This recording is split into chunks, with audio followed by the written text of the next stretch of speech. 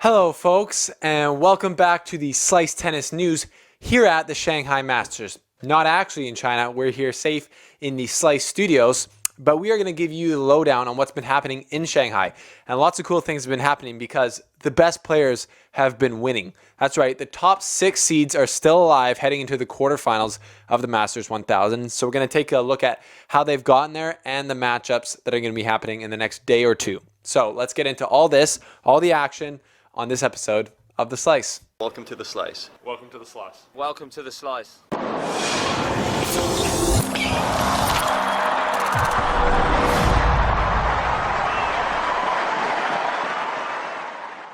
Thanks for tuning in, folks. Thank you for tuning in. If you're new here, this is the Slice Tennis News. Subscribe below so you don't miss out on any of the action because we keep you up to date on the happenings of the ATP. This show is brought to you today by Canada dampeners. It's these little Canadian flag dampeners that I got sent to me from the little company called Canada Dampeners, who are patriotic about Canada, and they supplied Bianca Andreescu with her dampeners as she won the US Open. So if you're Canadian and you're a Canadian tennis fan, check out the link below, the link up here, to go get yourself some dampeners. They're super cheap to get, and it's just a cool way to rep the country. So there's that. Also, don't forget to follow at the Slice Tennis here on my new sign. It's the Instagram, and we post daily on there, keeping you up to date with just scores, stats, stuff like that. So don't miss out. Also, some unique giveaways on there. Thanks for tuning in. That's what I already said. I'm happy you're here because we have to talk about things. Because what's been happening at Shanghai, the best players are all finally playing their best, it seems, at the same time. So we got the top 6 seeds at Shanghai still alive in the quarterfinals. That means there's only 2 players in the quarterfinals who aren't the top 6 seeds. That would be Berrettini, who's been playing hot fire this year, and Fognini, who's also, Fognini. Is that right, Italians? Fognini? I think I'm saying it right. I don't know. I get corrected every single time. But Fognini and Berrettini have been playing great. The 2 Italians joined the top 6 players in the final 8, the quarterfinals. So to me, it's like, no surprise at all that Djokovic, Federer, and I guess Nadal's not playing. So Djokovic, Federer are here because they've been super consistent all year. They're 2 of the top 3 players in the world right now. But Tsitsipas, Zverev, and Thiem have not been consistent really all summer. But they seem to have found their stride here in Shanghai, and maybe the Lever Cup spurred them onto it. I don't know, being on Team Europe might give you some extra mojo playing with Fedal out there, having them yell at you. If you didn't miss a video where I broke down the Lever Cup where Federer and Nadal are both yelling at Zverev as they walk back through the tunnel, it's hilarious. Check that video out. I'll try and put it at the end of the show. But anyways, how did we get here? Novak Djokovic defeated John Isner 7-5, 6-3. It's a tough against the big man because it's hard to break his serve, obviously. He was able to do it in both sets. And I think it's safe to say that Novak Djokovic is back playing 100%, which is scary to see. If you're an opponent, he looks extremely hard to stop here at Shanghai, but he's going to have a next tough round. I'll tell you that for free. We'll get into that. Federer defeated Goffin, who's been a tough player, did well in Japan. He defeated him 7-6, 6-4. And this was a tough match for Federer because Goffin was playing extremely well. Federer had to save set point in the first set, and then on his own set point, he hit an insane winner, forehand winner, where he's moving his feet really well, got around it, and just hit a vintage Federer forehand winner to close out that set, and then get it done in the second set, 6-4. So a little bit concerning, or maybe it just shows how good Goffin was playing. Federer served 78% first serves in, which is an extremely high number. Think about that. Basically, 80% of his first serves went in. He got 8 aces. So he was playing well off his serve, which is his biggest weapon, especially at this age of his career, but he still had to squeak by. It was a tough match. So that just shows, I think, that Goffin was playing really well, and he could run down everything. And maybe Federer wasn't actually playing that well outside of his serve. You never know. We'll see, again, because he has a tougher match even in the next round.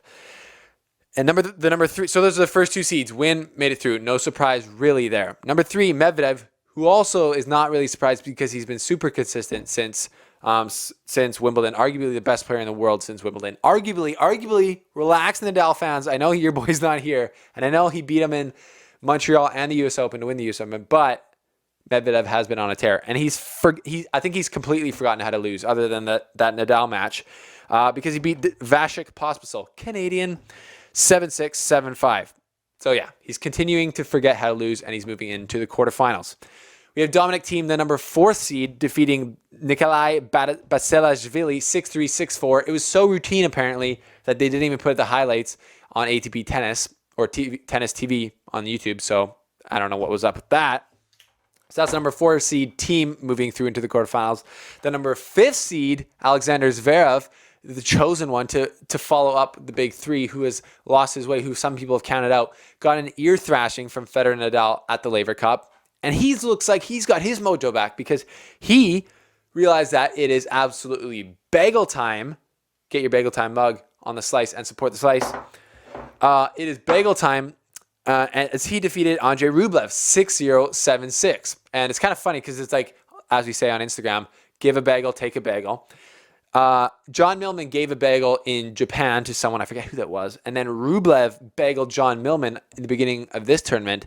And then Tsitsipas took the bagel and gave the bagel back to Andrei Rublev. So bagels are being thrown around. Sorry, did I say Tsitsipas? Zverev gave a bagel to Rublev. So it's bagel time here at the Slice, obviously, with an in-form, fully rejuvenated Alexander Zverev beating a very good player in Andrei Rublev, who's had a massive comeback, if you've been following. So that's a good win for Zverev. I think that he did get a lot of confidence from the Laver Cup, and he's going to have another great opportunity to play Federer in the next round to beat Federer again in a Masters 1000, which he's done before, and make it to the semifinals and keep the train rolling. Number 6 seed Stefanos Tsitsipas, who's also had a disappointing last while since, I'd say, Wimbledon, defeats Hubert Hurkacz 7-5, 3-6, 7-6. So a really tough fight versus a really slept-on young opponent. I'm a big fan of Hubert Hurkacz because if you didn't see it, I got to interview him when I went to the Miami Open this year. And he's just he beat Dominic Thiem there and caused some serious waves. And he's just got a great game. I think he's one of the most dangerous players of the future. But Tsitsipas has already made a statement on the tour, and he showed today that he's got his fight back and he had some confidence because that's a confidence win against a guy like Hurkacz today. So good on Tsitsipas. Good on Medvedev, Thiem, Zverev, and Tsitsipas. I know it's only the quarterfinals that they've made it to, but undoubtedly some of them are going to get through the semifinals. So this is just a solid result for them. And it's also, they've been beating good players in this match. Like they've beaten Pospisil, actually kind of a scrub. Basilashvili's good, Rublev's good, and Hurkacz is good. So they're winning how they're supposed to. They're playing like the leaders on the tour. They're playing like the best players they are. And it's just cool to see all 6 of them, or the 6 top seeds in the quarterfinals, I think. Now, so we have Djokovic versus Tsitsipas, which is going to be a tough joke. It's going to be a very tough match for Tsitsipas, obviously. Djokovic is playing extremely well. I do think Tsitsipas can do some things to beat him and to hurt him a lot. Obviously, he's got an insane wingspan, he covers the court extremely well, and he hits big. So if he's playing aggressive and confident, he can seriously take it to Djokovic and could possibly win. I'm going to have to go with Djokovic as the leader in this match, in the odds maker at the beginning of the match, because he's been playing great. He won Japan last week, and he looks fully healthy. And then we had Medvedev versus Fognini. And I'm going to give the edge to Medvedev there because I think he'll be able to frustrate Fognini a lot with his insane ability to defend on the run and use his length and counterpunch from way out wide.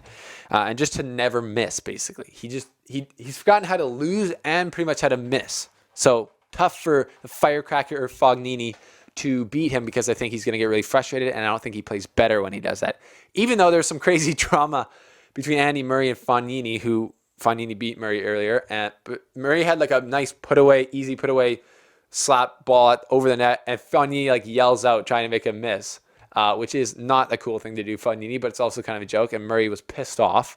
Brings that old muzzard intensity, and just like literally gave him. He's like, at one point he's trying to talk to the ref, and Fognini's over here just like yapping, and he's like, shut up! And just keeps going, and the crowd laughs. It was pretty funny. Anyways, Fognini maneuvered his way through that and is coming up against Medvedev, but I don't think he's going to have a good chance to win that because Medvedev is just not a good style matchup for Fognini there. Then we have Federer versus Zverev, the teacher and the student, honestly, because Federer, I think, it's no joke. He's the oldest player who's still dominating on tour. Most people consider him the GOAT. I can certainly do. And Zverev is kind of the guy who's been meant to now for a couple of years to take up the mantle of the big three. And this is going to be a very interesting match. We're going to see how well Federer is actually playing because Zverev has got that reach. He's going to be able to return a lot of his serves, and Federer's going to have to do a lot of rallies in this match. We'll see who just plays their better tennis on the day, and it's going to go that person's way. Who's like, oh, big surprise. Whoever plays better is going to win. No, I mean that though, because Federer hasn't played his best lots of time and beats most players, even when he doesn't do that. But I think Zverev's playing good enough to take it to Federer if he's not being aggressive. So we'll see what type of Federer shows up to that match. And then lastly, we have Thiem versus Berrettini, which is an interesting match. Thiem has lots of power, but Berrettini is an absolute beast. I think Thiem will be able to wear Berrettini down on the hard court and go through that match fairly simply. So there's a quick look at the quarterfinals. But that's also a recap of how we've gotten here. I just think it's cool now to have more players in the mix. Last week in Beijing, it was a great week for Thiem, Zverev, and Tsitsipas. They all made the semifinals, and then it was a great with Thiem winning. I think Thiem won. How do I not remember that? Yes, Dominic Thiem winning. So it's been a great week for them, and it's just I think tennis is more fun to watch when all the best players are playing well. It creates more of a challenge and more competitiveness. Also, this is the time of the year where I find players usually start to gain injuries, like Nadal, who's unfortunately not here. But then there's more opportunity for randoms to come in and win tournaments. But right now it seems like we're officially into the end of the year, the fall swing. We have the top 6 players other than Nadal playing extremely well, creating a stronghold at the top at the end of tournaments. So I think that makes it awesome. I'm excited. I'm psyched. Shanghai is going to be good. I'll make a recap video at the end of the weekend. And I'm excited for Paris and then the World Tour Finals and Basel and other tournaments like that are coming up. So thank you for tuning in. If you're new here, like I said, subscribe. If you'd like to support The Slice, keep videos like this going, there's 2 ways to do that. You can purchase merch. You can grab one of our shirts here. It's another color. It's white and it's got the black. We also have white with green. We have a green and we have a black one. They're only $19.99 and extremely cheap shipping if you're in the US or in other places like in Europe. Also, you can get the Bagel Time mug. These are all available on the website below. So you can purchase the merch there. Or you can get the merch for free. You can get a free shirt if you sign up for the Slice Front Row, which is a Patreon show. Patreon is how you can support us directly monthly. And then there's 2 shows that happen every second month that only the patrons can watch because you guys support. You guys get to decide the topic of the show. And I give you guys special looks into tournaments where I go and stuff because you help me get there. So that's also in the link below. So consider supporting the Slice. I really appreciate you guys. Shanghai is awesome, and I'm excited for these quarterfinals. Let me know who you think is going to be winning these matches, what it's going to look like, who's going to win the tournament, etc., etc., etc. I'll see you in the comment section below. Thanks, guys.